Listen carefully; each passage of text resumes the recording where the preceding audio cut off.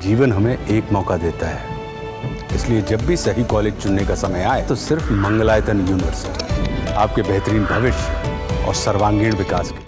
रूस यूक्रेन युद्ध के बीच शांति की उम्मीदें फिर से जाग उठी है।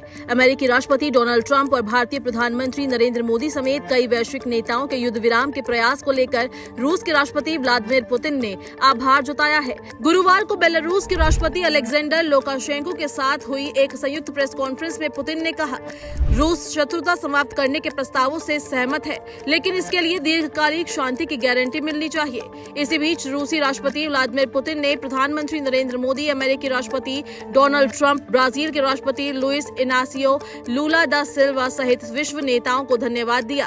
उन्होंने युद्ध विराम की वकालत की। युद्ध विराम प्रस्ताव पर अपनी पहली सार्वजनिक टिप्पणी करते हुए उन्होंने इन सभी नेताओं का आभार जताया। पुतिन ने कहा कि रूस युद्ध विराम के लिए तैयार है, लेकिन केवल तभी जब इसके बाद दीर्घकालिक शांति की गारंटी मिले। जिन वजहों से युद्ध की स्थिति बनी है, पहले उन्हें खत्म किया जाए।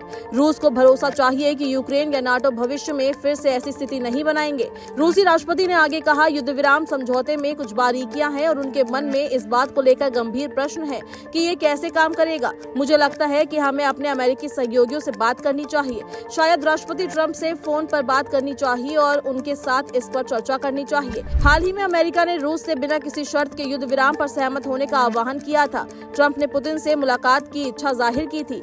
डोनाल्ड ट्रंप ने कहा था कि रूस और यूक्रेन को अब इस युद्ध को खत्म करना होगा, ये सिर्फ नुकसान पहुंचा रहा है। सऊदी अरब में यूक्रेन और अमेरिका के बीच युद्ध विराम को लेकर सहमति बनी थी। इसके बाद अमेरिका ने 30 दिन के सीज फायर का प्लान रूस को भेजा था, लेकिन पुतिन के नरम रवैये को देखते हुए राष्ट्रपति डोनाल्ड ट्रंप ने रूस को चेतावनी दी थी। ट्रंप ने कहा था कि अगर रूस यूक्रेन के खिलाफ जंग जारी रखता है तो इसके सख्त परिणाम भुगतने होंगे। ट्रंप ने रूस पर आर्थिक प्रतिबंध लगाने की चेतावनी देते हुए कहा कि इससे रूस को भारी वित्तीय नुकसान हो सकता है। उन्होंने कहा कि उनका मकसद शांति लाना है, लेकिन अगर रूस पीछे नहीं हटा तो उसे गंभीर आर्थिक झटके झेलने पड़ सकते हैं। ट्रंप ने कहा था कि वो इस युद्ध को समाप्त करना चाहते हैं और रूस से 30 दिन के संघर्ष विराम पर सहमति देने की उम्मीद कर रहे हैं। यूक्रेन ने इस प्रस्ताव का समर्थन देने की बात कही है। कुछ दिन पहले अमेरिकी राष्ट्रपति डोनाल्ड ट्रंप ने यूक्रेन के राष्ट्रपति वोलोदिमीर ज़ेलेंस्की से भी बातचीत की थी। अमेरिका के ओवल ऑफिस में हुई इस मुलाकात ने दुनिया का ध्यान अपनी ओर खींचा था। दरअसल बैठक के दौरान राष्ट्रपति ट्रंप और यूक्रेनी राष्ट्रपति के बीच तीखी नोकझोंक भी हो गई थी। ट्रंप ने इतना तक कह दिया था कि ज़ेलेंस्की की जिद की वजह से दुनिया विश्व युद्ध 3 की ओर बढ़ रही है।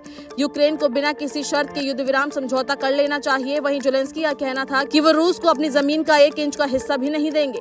वहीं भारत के रुख की बात करें तो भारत ने यूक्रेन रूस युद्ध पर अपना रुख साफ कर दिया है। प्रधानमंत्री नरेंद्र मोदी ने कहा कि भारत तटस्थ नहीं है, बल्कि हमेशा से शांति के पक्ष में रहा है। फरवरी में व्हाइट हाउस में अमेरिकी राष्ट्रपति डोनाल्ड ट्रंप के साथ मुलाकात के दौरान प्रधानमंत्री नरेंद्र मोदी ने कहा था कि भारत शांति का समर्थक है और युद्ध की जगह संवाद और कूटनीति को प्राथमिकता देता है। उन्होंने कहा, मैंने पहले ही राष्ट्रपति पुतिन से कहा था कि ये युद्ध का युग नहीं है। मैं राष्ट्रपति ट्रंप द्वारा शांति के लिए उठाए गए प्रयासों का पूरा समर्थन करता हूं। प्रधानमंत्री मोदी का ये बयान वैश्विक स्तर पर चर्चा का विषय बन गया है। उन्होंने रूस और यूक्रेन दोनों के राष्ट्रपतियों से बातचीत के दौरान इस संदेश को दोहराया। पीएम मोदी ने स्पष्ट किया कि युद्ध से किसी को लाभ नहीं होगा। दुनिया को इस संकट से बाहर निकालने के लिए सभी को मिलकर शांति के मार्ग पर आगे बढ़ना चाहिए।